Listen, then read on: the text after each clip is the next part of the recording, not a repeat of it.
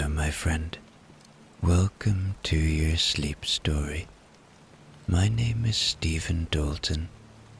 I'm an Irish storyteller, and it's my great privilege to be the voice that you listen to as you go to sleep tonight.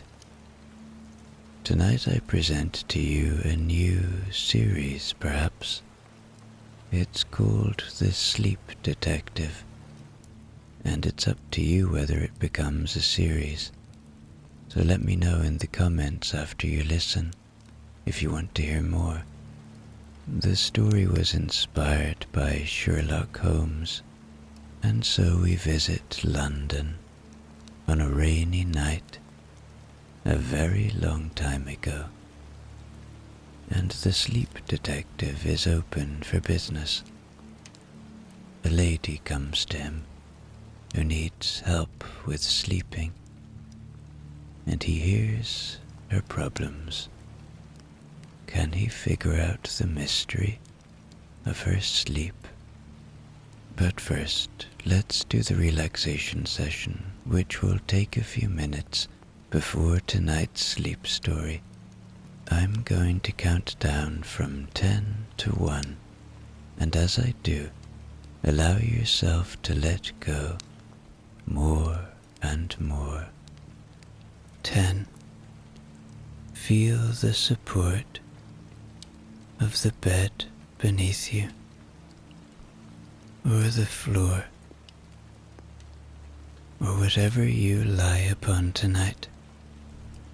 And beneath what you lie upon, feel a deeper support. The support of the earth, our home, our constant support. And as you become aware of that support,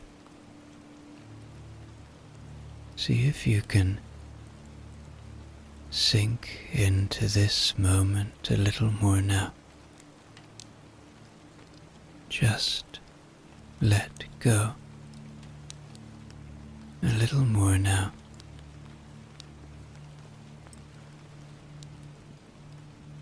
9. You are safe.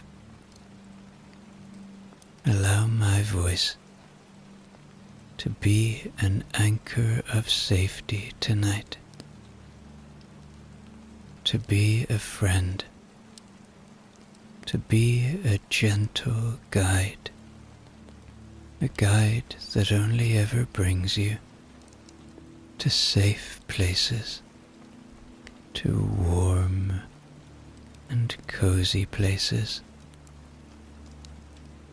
to places that enable and support your sleep. Trust that my voice is a friend tonight.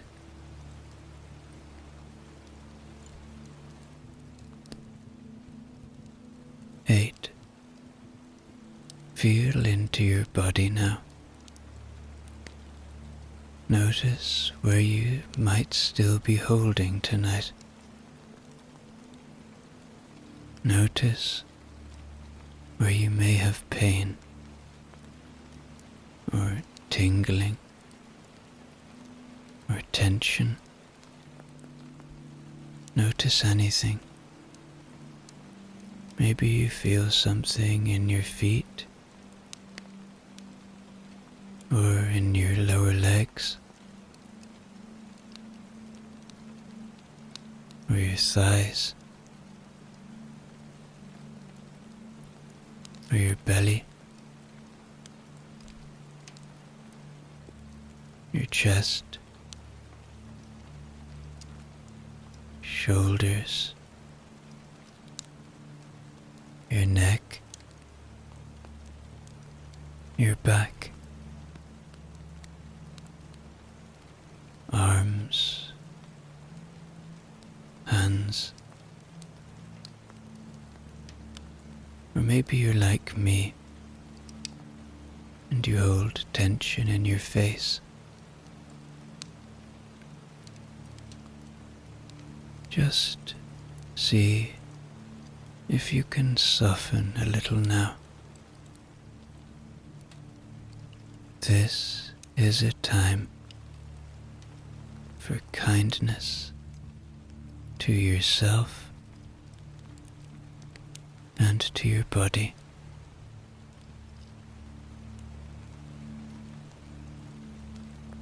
Seven. The day is done. Whatever has been, has been. Whatever will be, will be. But right now, all you have is this moment.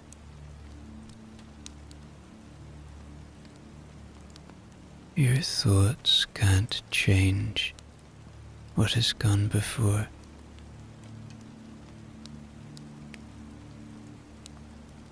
Your thoughts can't change what will come tomorrow.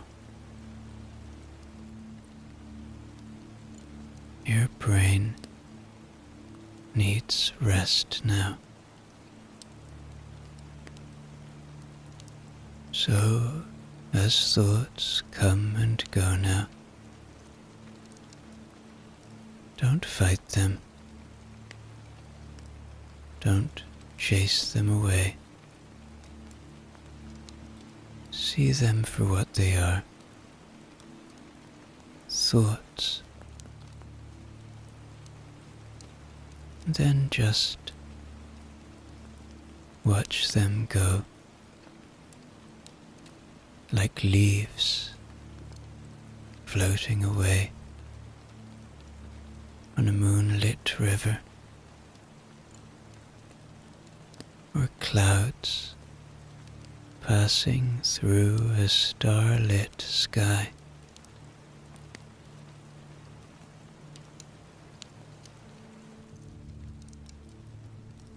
Six. This is your moment. This is your time.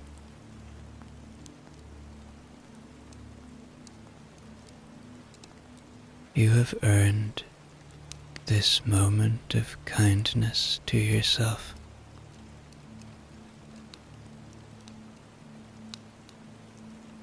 You deserve to have peace in your life.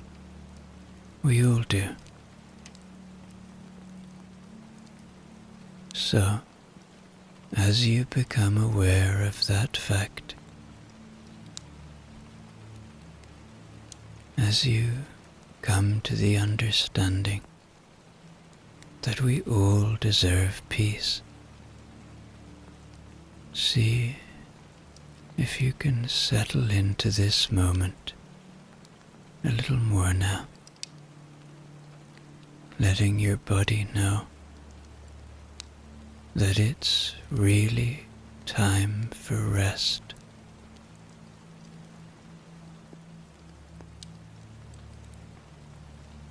Five. Peace lives within you.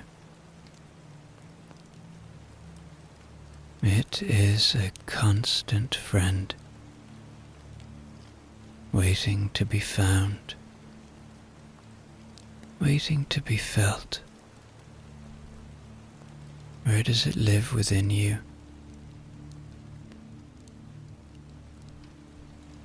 Maybe it's in your heart. Maybe it's in your head. It's up to you to find it. But I promise you it's there.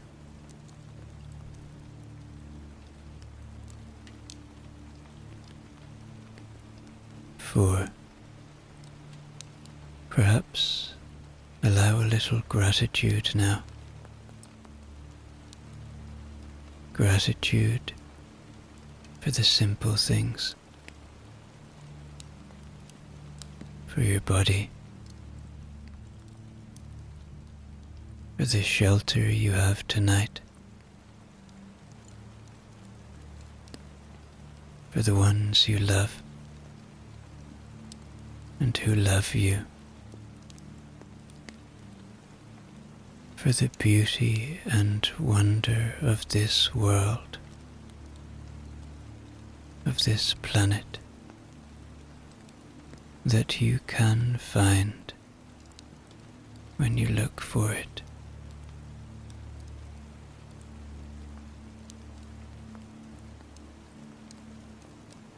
Three, begin to engage with your imagination now.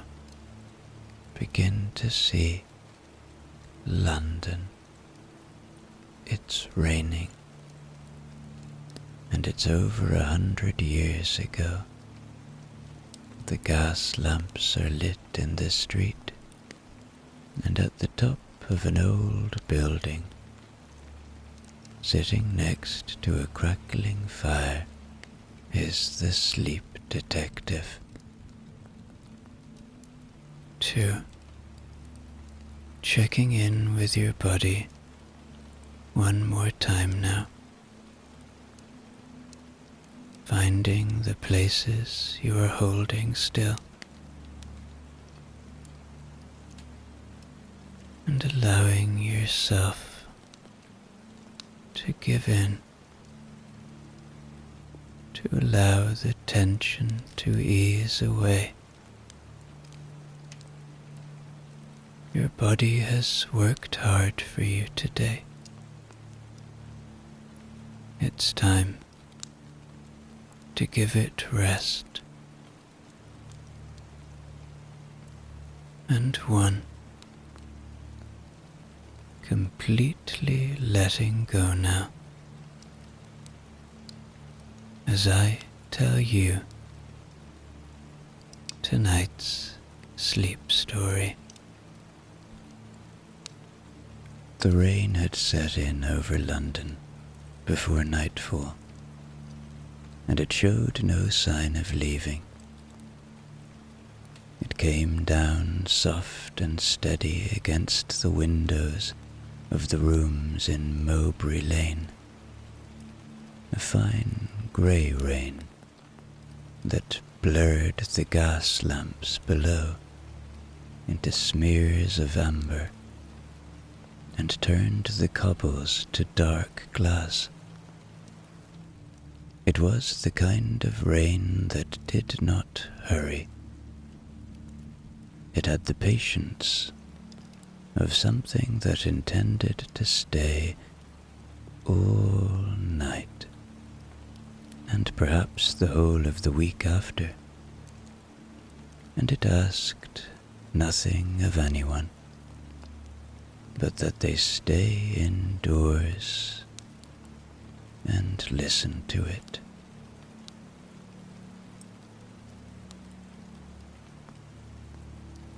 In the upper rooms, where a fire burned low and orange in the grate, the sleep detective sat in his chair by the window and watched the rain come down. He was not a tall man, nor a young one, though it was difficult to say his age with any certainty, for he had one of those faces that seemed to have settled long ago into a permanent and comfortable middle distance. He wore a dressing gown of deep green, the colour of moss on an old stone wall, and a pair of slippers that had been resoled so many times they had become, in a sense, an entirely different pair of slippers from the ones he had bought. His hair was grey and a little untidy. His eyes were half closed, which was usual for him, for the sleep detective spent a great deal of his time in a state that was not quite waking and not quite sleeping, but somewhere pleasantly in between, where the most interesting thinking is done. On the small table beside him stood a cup of something warm. It had stopped steaming some time ago, but he did not mind. He had not been drinking it so much as keeping it company. The fire shifted in the grate, and a coal settled with a soft sound, and the rain went on against the glass. It was upon this peaceful scene that the little bell rang. Now, a bell ringing late at night in a rainy city is often a thing of some alarm.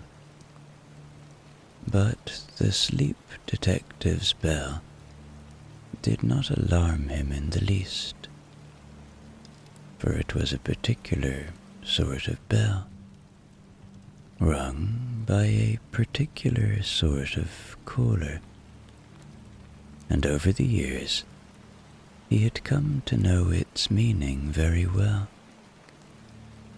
It meant that somewhere in the great sleeping city, someone could not sleep, and they had come to him, as people did, walking the wet streets with their collars turned up, because they had heard that there was a man in Mowbray Lane who understood these things.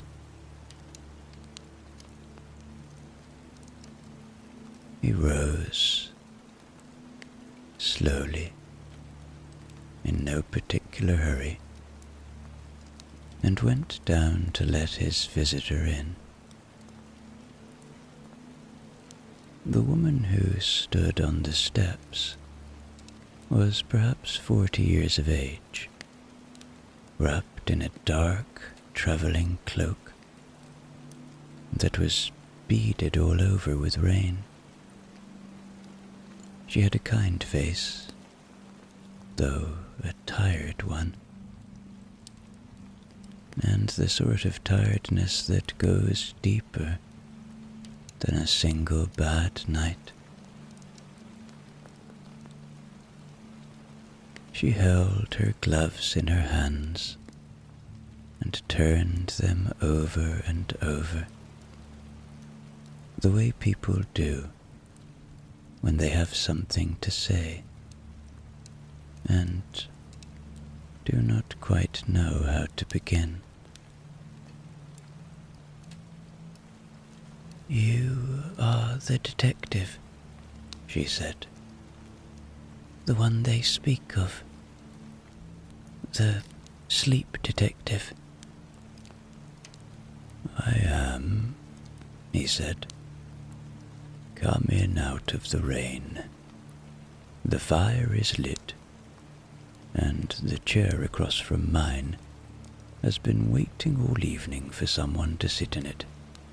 Come up." She came up.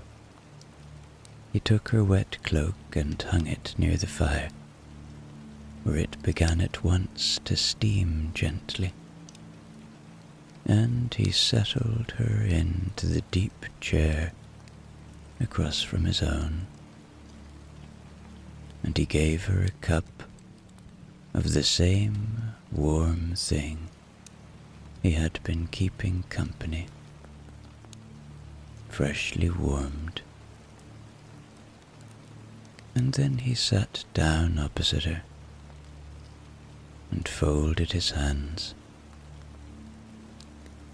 and waited.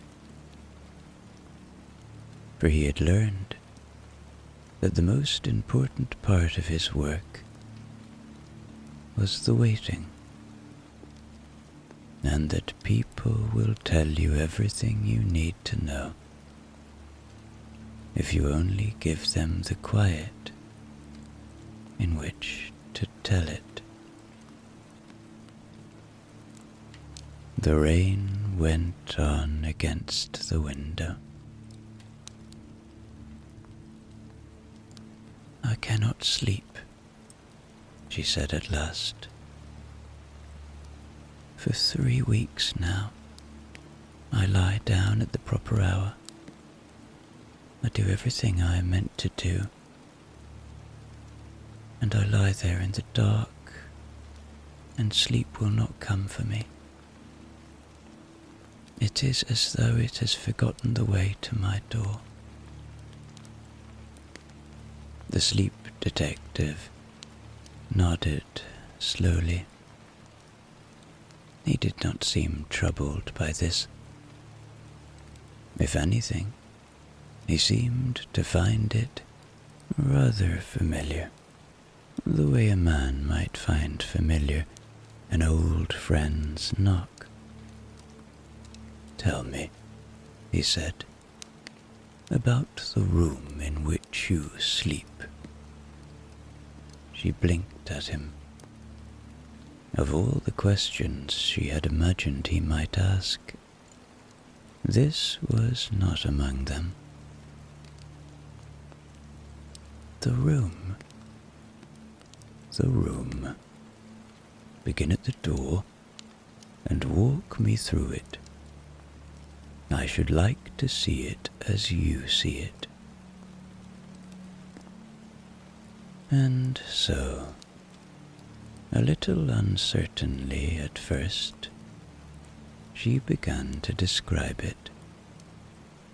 The door, she said, was on the left as you came up the stairs, and it had a brass handle that had gone soft and golden, with the ears of hands upon it. Inside, the room was not large.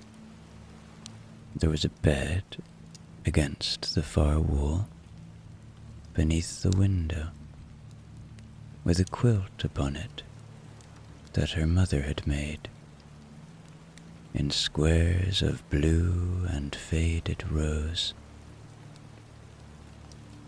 There was a washstand with a china jug. There was a small fireplace, though she did not often light it. There was a chair in the corner where she laid her clothes at night. There was a rug upon the floor, worn thin in a path between the bed and the door, where her feet had walked it for years. As she spoke, a curious thing happened.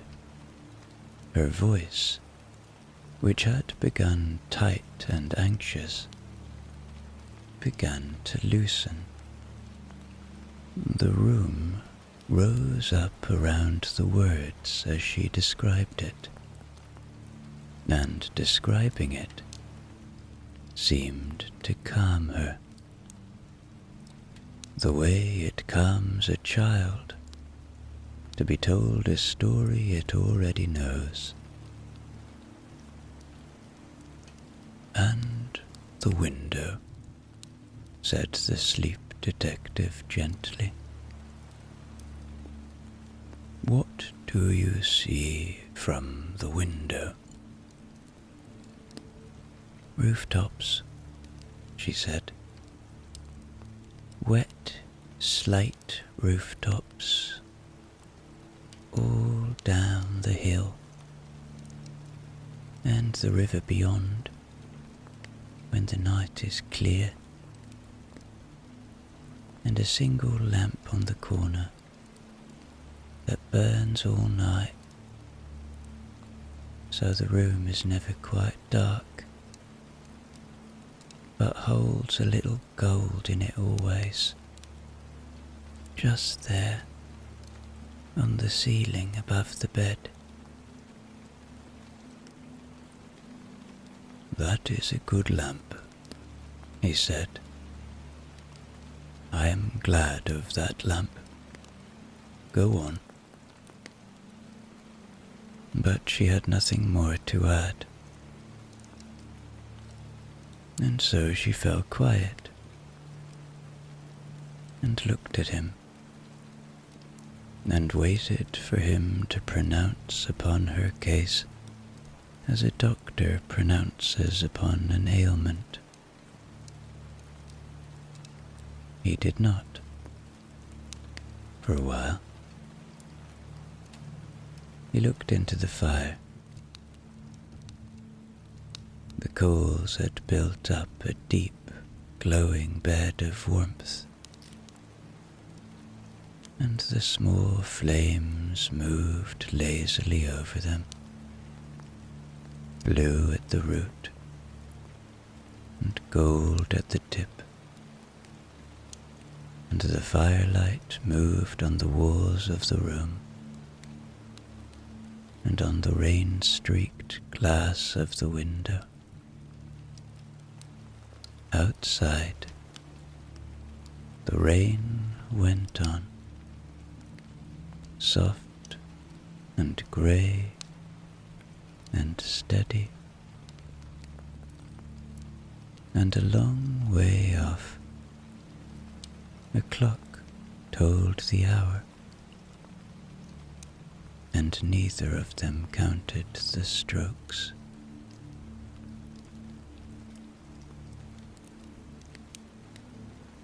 I have taken a great many such cases, he said at last,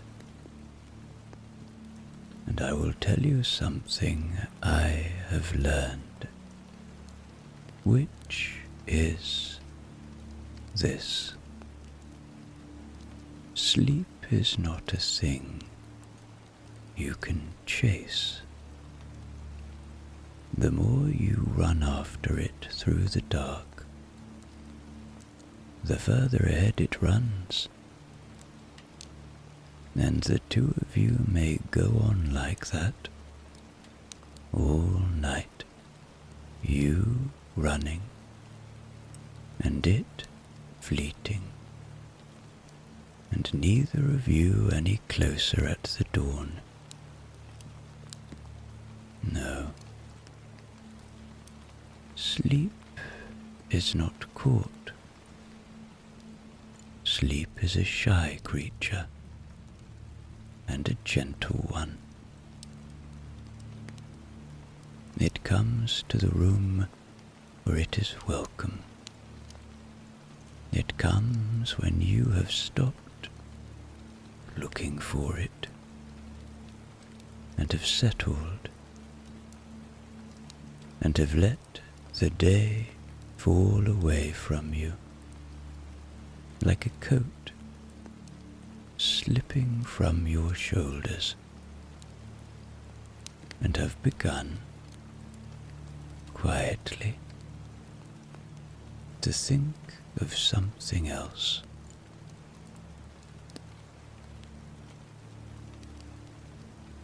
She was listening very closely now. The fire warmed the side of her face.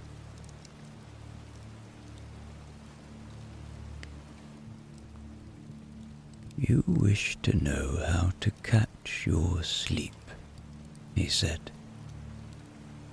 But that is the wrong question. And it is the wrong question that has kept you waking The right question is gentler. The right question is only this: how shall I make the night so soft and so safe and so without any urgency at all, that sleep should wish to come and sit beside me of its own accord?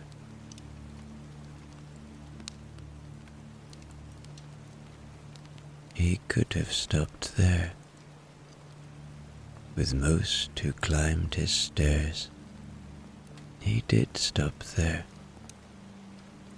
and it was enough. And they went home and slept, and he never saw them again. But he did not stop there with her, for he had been listening, really listening, in a way that was his particular gift.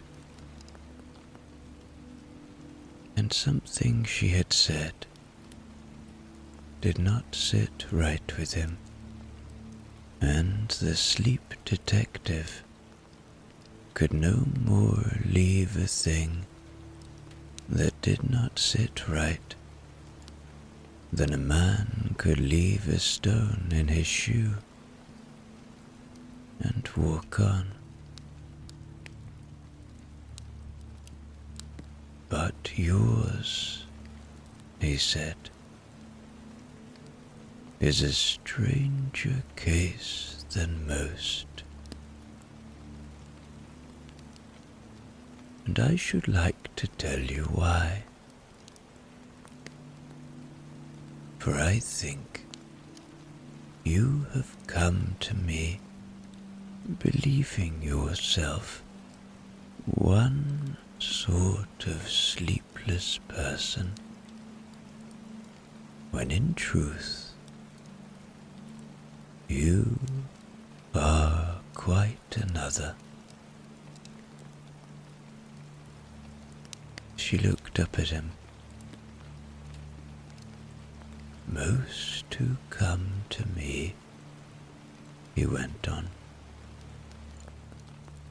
have never slept easily in all their lives. They have a watchful make to them.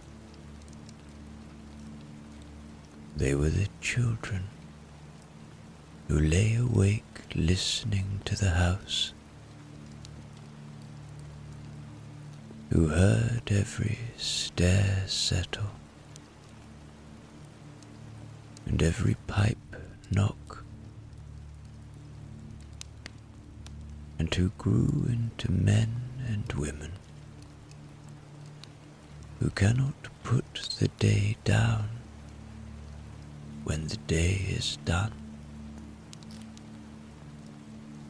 For those I have only kindness, and the long, soft, dark, and the rain. I cannot cure them, for there is nothing to cure. It is simply their nature, and a gentle enough nature it is. He leaned a little forward in his chair, and the firelight moved on his face. But you are not of that kind. You told me so yourself.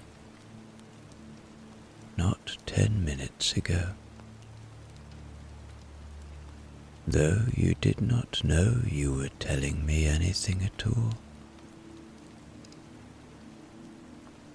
You said that sleep had forgotten the way to your door. He let the word rest a moment in the warm air between them. Forgotten. Now, a thing can only be forgotten if it was first known. And sleep knew your door very well, did it not? For years it came to you nightly, faithful as that lamp on your corner, and you lay down, and it found you, without your ever having to think of it. And then, 3 weeks ago, it stopped. She nodded slowly. Yes, she said.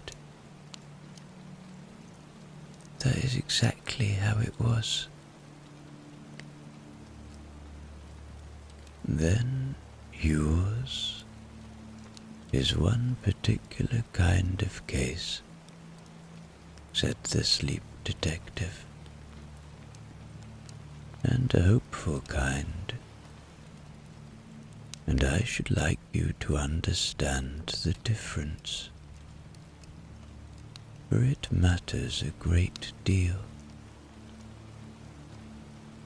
There are some, and I have sat with many of them, who have slept lightly all their lives. For them, the long night is simply a quieter place than it is for most, and there is no fault in it, and nothing broken. Only a finer hearing, a closer company with the dark, and I would not change a soul of them if I could. They do not come to me to be solved, for there is nothing the matter to solve. They come to me to be kept company, and that I am glad to do. But you are not telling me the story of a life. You are telling me the story of a change.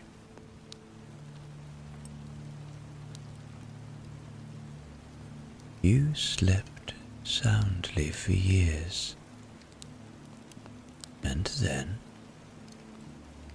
upon one particular night 3 weeks gone, you did not. And people do not change their nature overnight. So it is not your nature that has changed at all. Something has changed around you. some small thing in the world has shifted, and your sleep has slipped out through the gap, and whatever has shifted can be found, and what can be found can very often be set right again. He settled back. So we shall not merely sit with you tonight, as I would gladly do. Tonight, I think we shall solve you.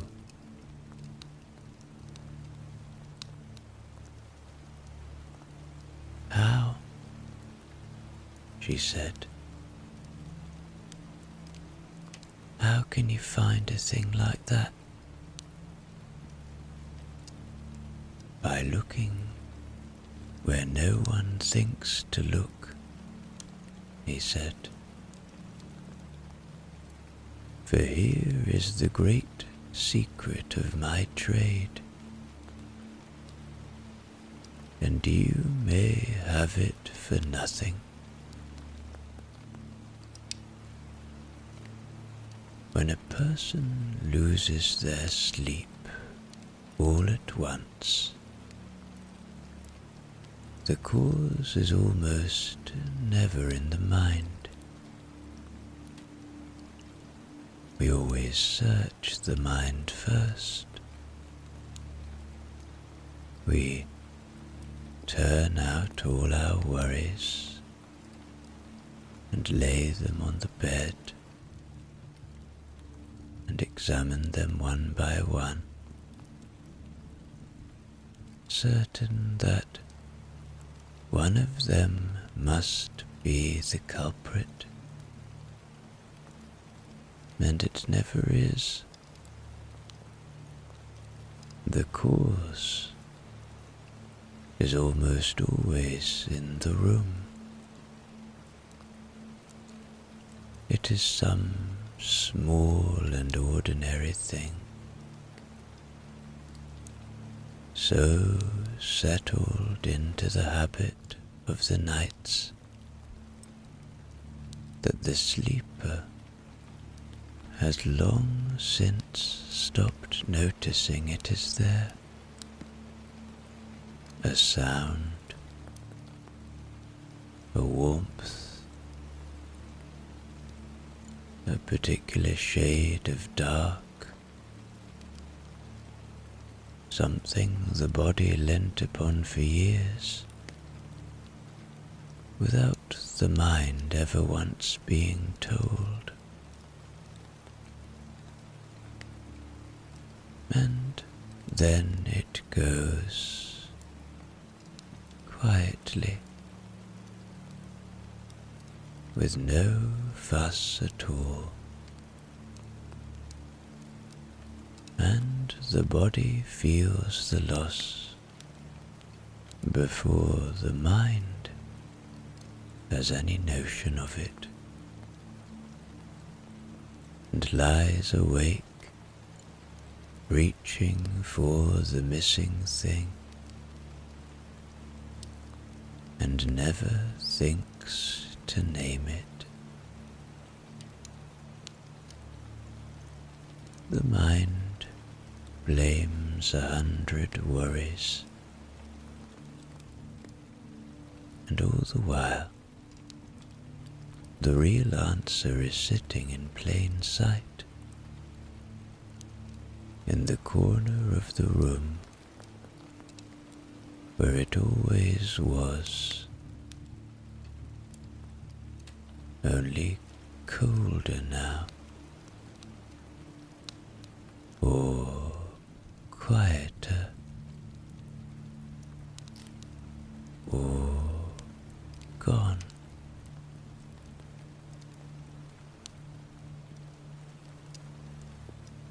He looked into the fire as he spoke, as though reading the case there in the coals.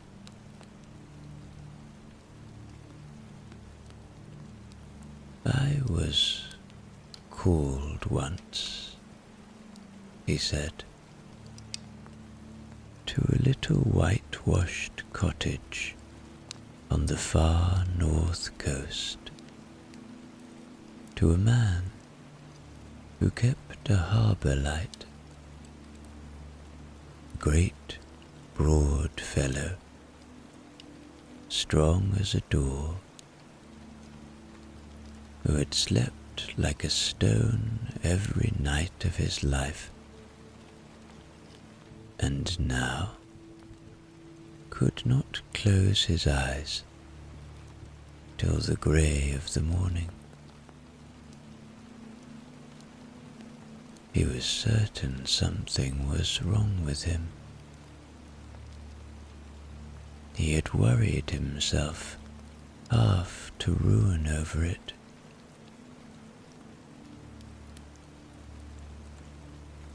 And do you know what I found?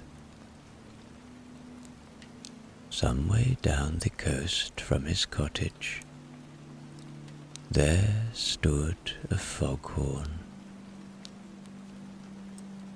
and it had sounded its low note across the water every single night since before the man was born. He had fallen asleep to that note as a baby, and as a boy, and as a grown man, and not once in all those years had he listened to it on purpose. He did not know it was there. And 3 weeks before he came to me, there it is again. You see, 3 weeks. It is so often 3 weeks. For that is about how long a body will lie patient before it gives up and sends its owner out into the rain to find me. 3 weeks before, that foghorn had been stopped to be mended, and the silence where the note had been was so loud to him, so vast and strange, that he could not sleep a wink in it, though he could not for the life of him have told you why. He thought the trouble was inside his own head. The trouble was a mile down the coast, and made of brass, and switched off for repair. He smiled gently. Once he understood it, he was halfway fixed himself. For half the torment of a lost sleep is the not knowing, the lying there in the dark, certain that something is wrong with you, when nothing is wrong with you at all. And the other half we fixed easily enough. But that is his story, and you have your own, and I have kept you from it long enough.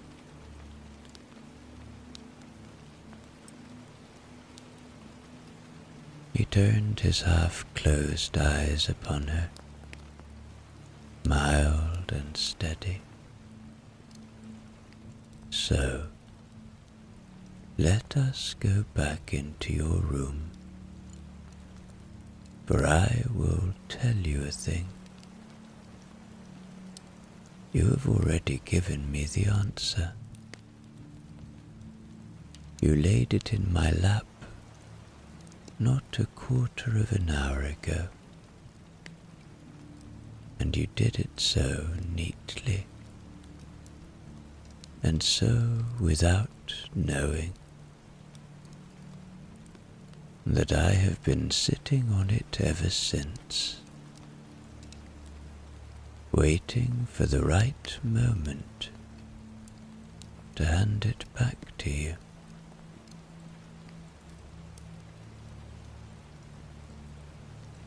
She stared at him.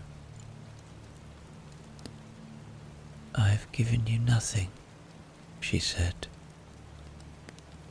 "I have only described my room." "You have described it beautifully," he said. "And in describing it, you let slip the one small word that solves the whole of it. You walked me through your door, and you showed me your bed beneath the window, and your mother's quilt in its squares of blue and faded rose, and the brass handle, worn soft and gold with the years, and the lamp on the corner, laying its little gold upon the ceiling. And somewhere, in among all that, you told me there was a small fireplace in the room. He paused. Though you did not often light it. She frowned, not yet seeing it. Not often, said the sleep detective softly. You did not say you had no fireplace. You did not say you never lit it. You said you did not often light it. And that little word, that often, tells me you once lit it a great deal more than you do now.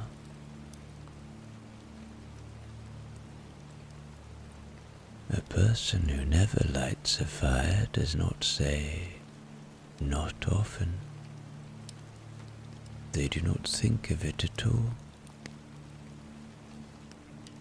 Only someone who has lately let a fire go cold says, not often, for the warmth of it is still there in the memory, just behind the words.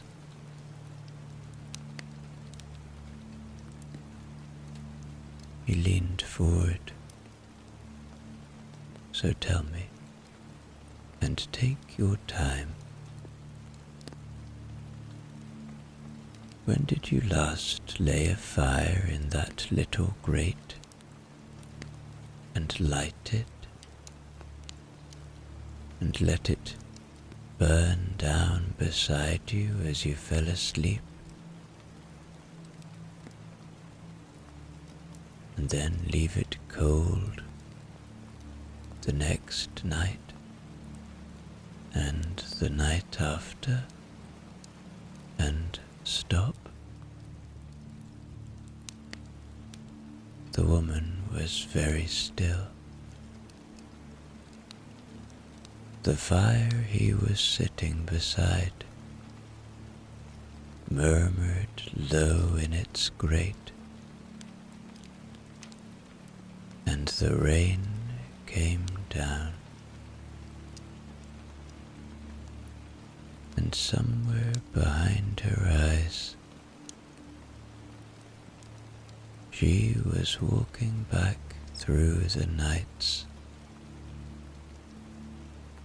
3 weeks of cold, dark grate,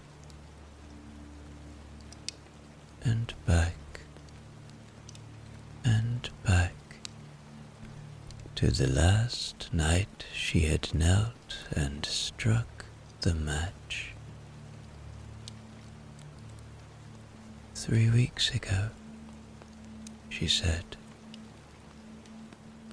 It was... The weather had turned mild, and coal had grown dear that month, and I thought, I am only one woman in one small room. It seemed such an extravagance. A fire only to sleep beside. So I let it go out, and I never lit it again. She lifted her eyes to him, and they were wide. It was 3 weeks ago. It was the very week. It was the very week, he agreed gently.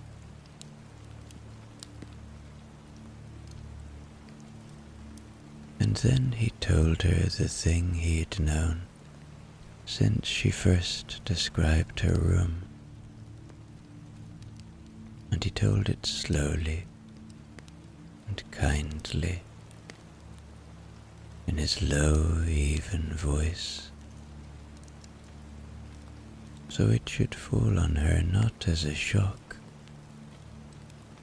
but as a homecoming.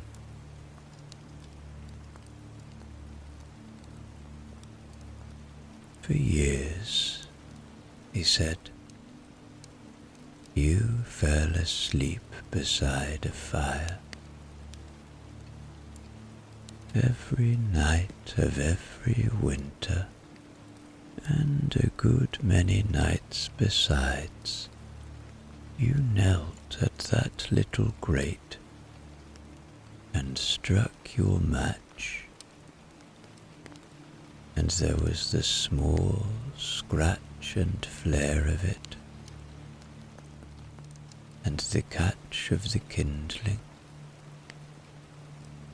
and the first little flames coming up yellow and eager, and then the warmth spreading out slow across the room to where you lay, reaching you from under the quilt, settling over you, soft as a hand, and the sounds of it,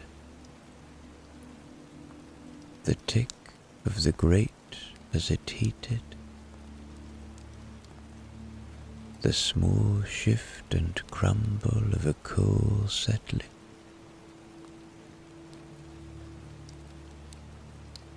the gentle breath of the flames, and a second gold upon your ceiling, a low and living gold, flickering there beside the steady gold of the lamp on the corner.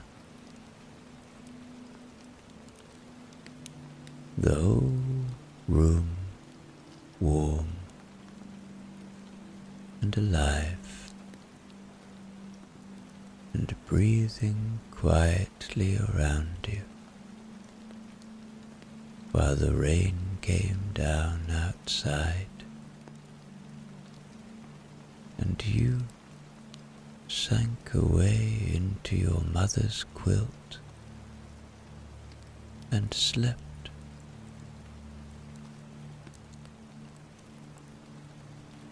She had begun, without noticing, to settle deeper into the chair. Your body learned that, he said. It learned it the way it learned to breathe. So deep down that you never had to think of it, and indeed never did think of it, not once in all those years.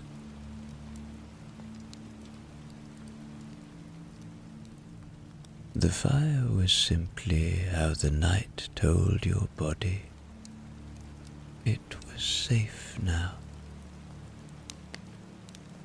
and warm now, and time now to let go. And then, 3 weeks ago, for the most sensible reasons in the world, you took the fire away, and you took nothing else away. The quilt is still there, the lamp is still there, the brass handle, the worn rug,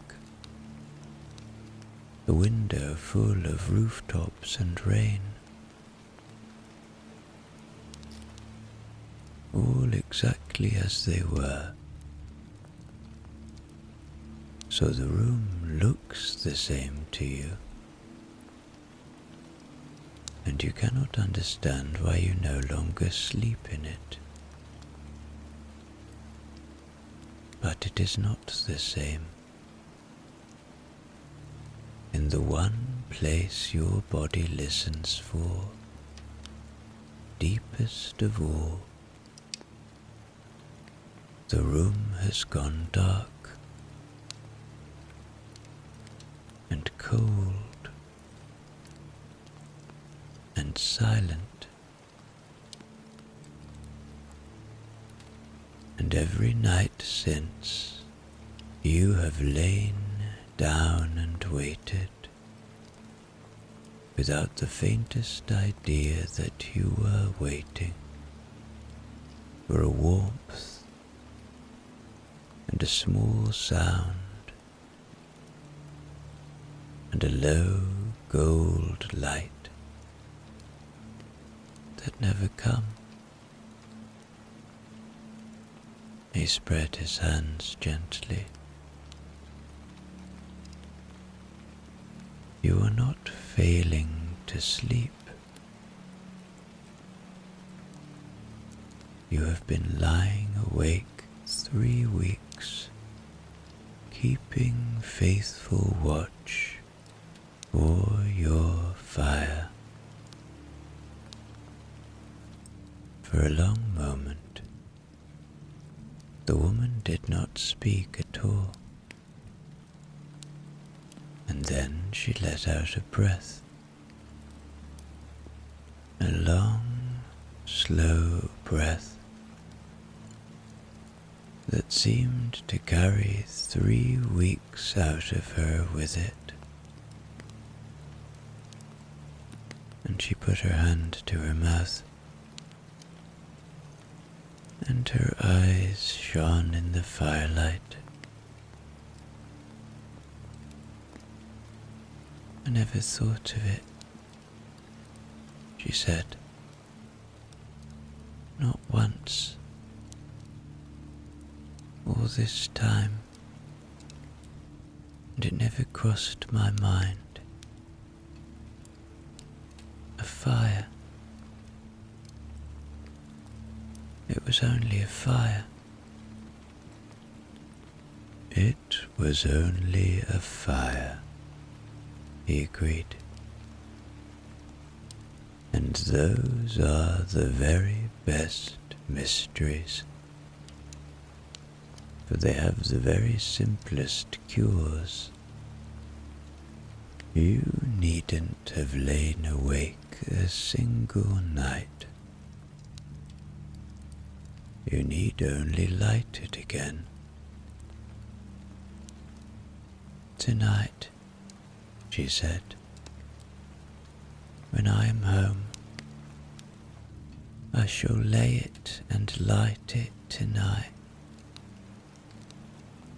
"Tonight," he said.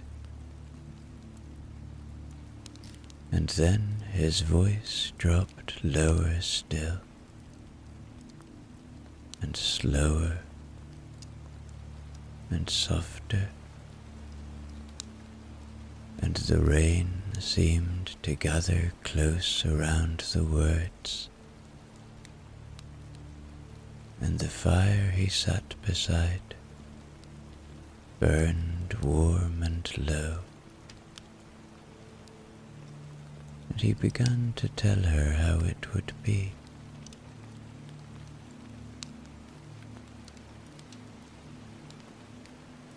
"You will go home through the rain," he said, "and up your stair, and you will turn the brass handle, soft and gold, and let yourself into your room, and it will be cold and dark, as it has been these 3 weeks. But you will kneel at the little grate,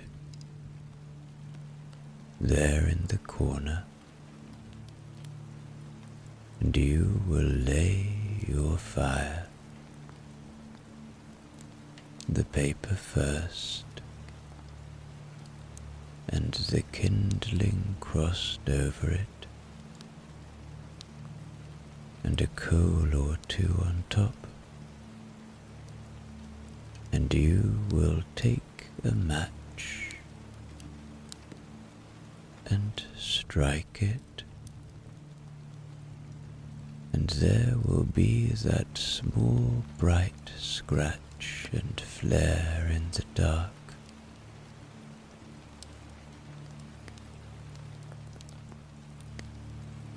The woman's eyes had drifted closed.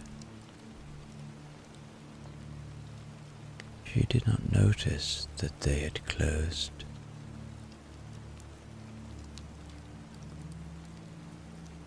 And the paper will catch, and then the kindling, with that small dry crackle, and the first little flames will come climbing up, yellow and gentle, and you will see that low gold light begin to move again on the ceiling above your bed, faithful beside the steady gold of the lamp, and you will lie back upon your mother's quilt, blue and faded rose, and you will pull it up to your chin, and the warmth will come.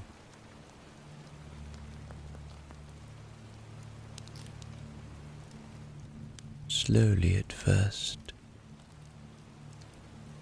then steady, spreading out across the cold room and reaching you where you lie, settling over you soft and even, soaking down into you until you are warm all through, and the room will begin to breathe again. The tick of the grate as it heats, the soft shift of a coal, the gentle sound of the flames, all the small old sounds your body has been listening for these 3 weeks come home at last, and your body will hear them deep down in the place below all thinking, and it will know. It will know that it is warm now and safe now, and that the long watch is over, and that there is nothing more to wait for, and nothing more to do.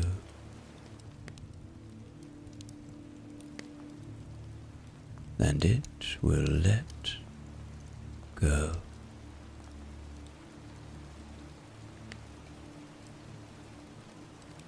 She had sunk down so deep into the chair, so soft and still,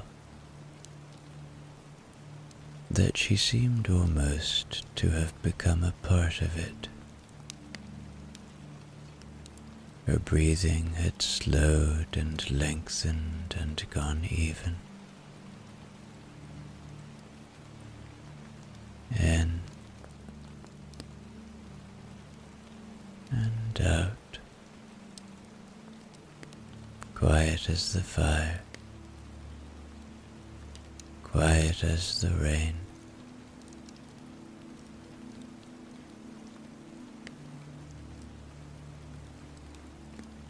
The tight and anxious thing that had run ahead of her through 3 weeks of dark had lain down at last beside the warmth and gone still, and she had drifted on past it without a sound.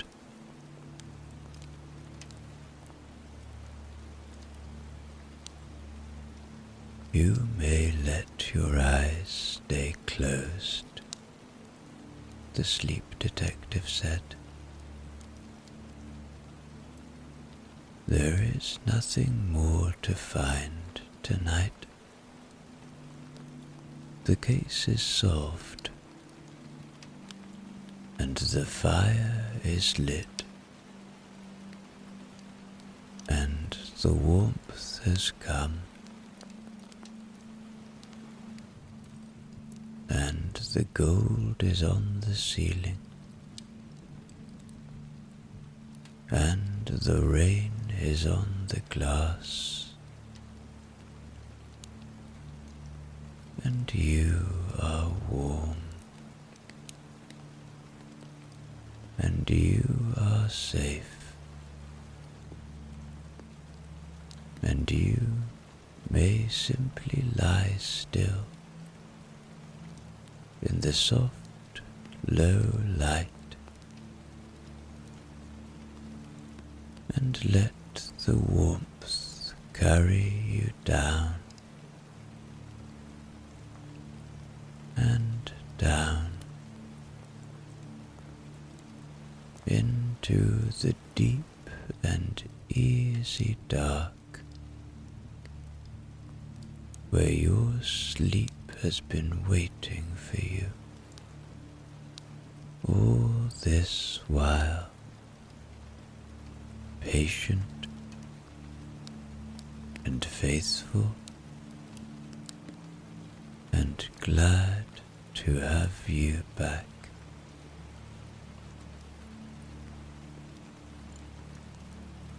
And the woman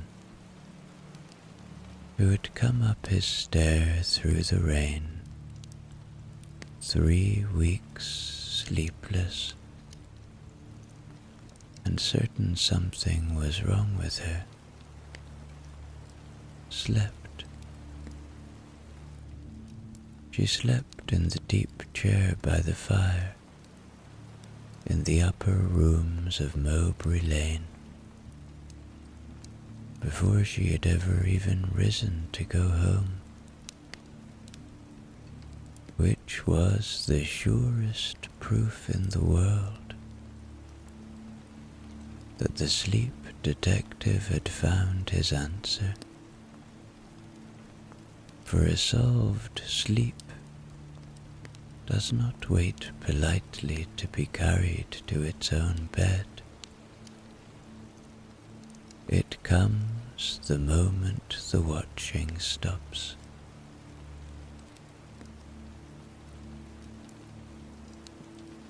He opened his eyes a little and looked at her there, asleep in the firelight,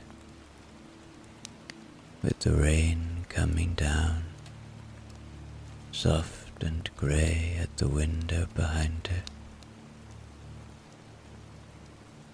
And he smiled to himself, the small and private smile of a man who has done his work well. Then he rose quietly and took up the dark cloak from where it had been steaming by the fire, dry now and warm through, and he laid it over her gently so that she should not grow cold.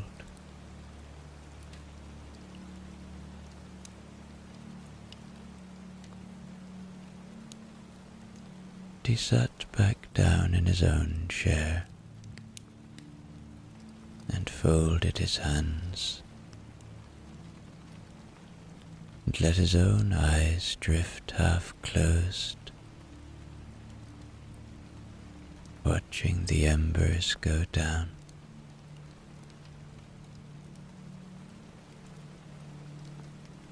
Outside, the rain went on, soft and steady,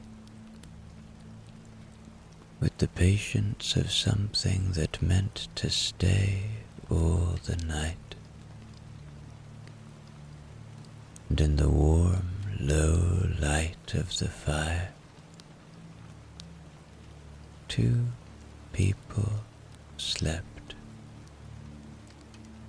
while the gentle rain kept its watch at the glass and asked nothing of anyone, but only that they stay and rest, and let the long night be